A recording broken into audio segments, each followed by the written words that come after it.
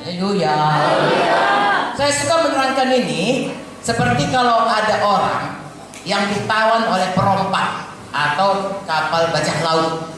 Dia ditawan lalu dijadikan ABK, artinya orang yang kerja di situ jadi budaknya.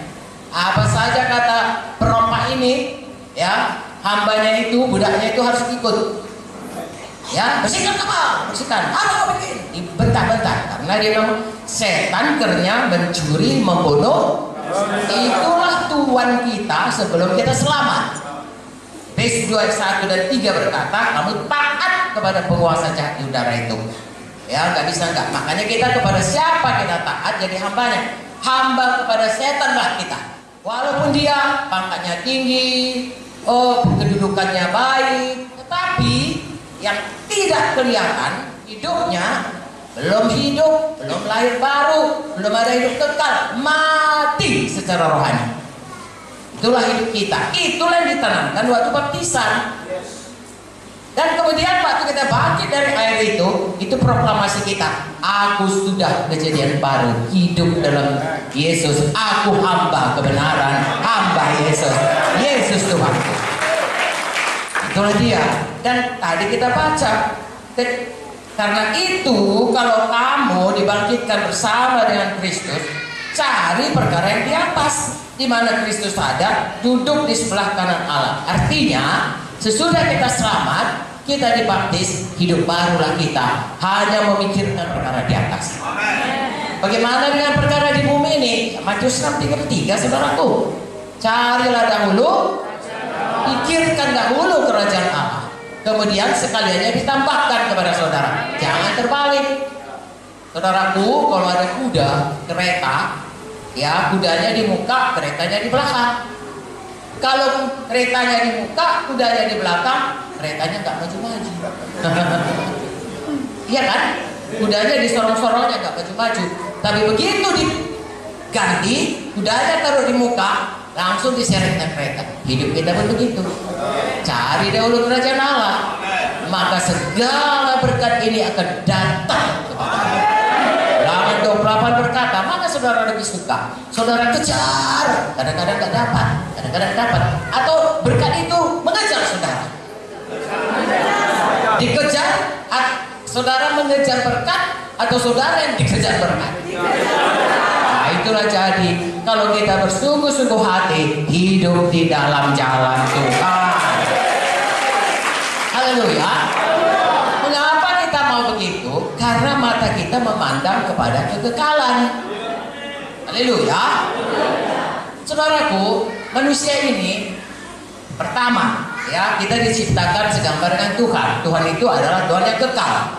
Jadi dalam hati kita ada kode, ada naluri, ya, ada satu drive, ya, satu dorongan itu selalu mau hidup kekal. Karena itu memang ditaruh di dalam hati kita. Buku Khotbah mengatakannya. Ya, Tuhan menaruh kekekalan dalam hati manusia. Tetapi saudaraku, firman Tuhan berkata, hidup kekal itu hanya dua tempatnya. Kalau tidak di sorga, tidak ada tempat di tengah-tengah. Ya. Sekali masuk ke sorga, sorga selamanya. Sekali masuk ke neraka, neraka selamanya. Dan itu ditentukan selama kita ada di dunia ini. Jadi sebenarnya bagaimana secara kita memandang dunia ini? Biarlah saya cerita lagi kepada saudara hal-hal yang tidak kelihatan ini. Bisa saudara bayangkan Tuhan kita itu Alfa dan yang awal, nggak tahu itu, ngeri juga membayangkannya itu. Berapa tahun lah itu, yang awal itu. Kapanlah Tuhan itu ada? Nggak tahu kita, tapi Dia ada. Dialah yang awal. Lalu kemudian berlalulah masa demi masa demi masa demi masa. Haleluya.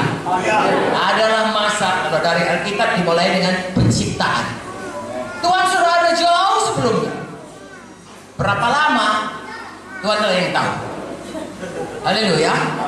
Lalu datanglah masa penciptaan. Jadilah bumi ini. Kemudian Tuhan menempatkan Adam, dan saudara bisa baca dalam Alkitab ini keturunan demi keturunan demi keturunan demi keturunan. Betul?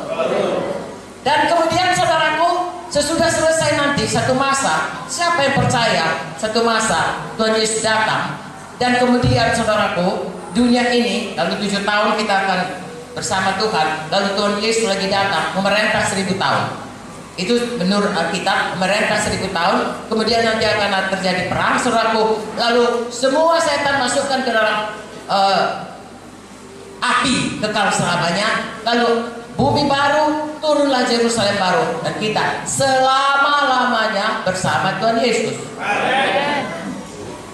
Saudaraku, dari awal sampai penciptaan, sampai kemudian Tuhan Yesus, saudaraku, pulang kembali 1000 tahun, sampai kemudian ada Yerusalem baru. Kemudian saudaraku ada masa kekal selama-lamanya. Jadi saudara bisa bayangkan, saya, saudara hidup di bumi ini berapa tahun pun lamanya. Mazmur 90 berkata umur manusia 70-80. Ya, sesudah Nuh, saudaraku, ya, manusia umurnya kira-kira 120. 120 tahun itu, bahkan kalau 1000 tahun pun, itu hanya merupakan titik saja dalam masa kekekalan ini. Halo.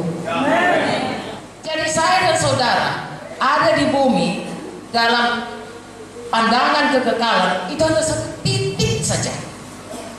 Lalu kemudian kita akan masuk dalam masa kekekalan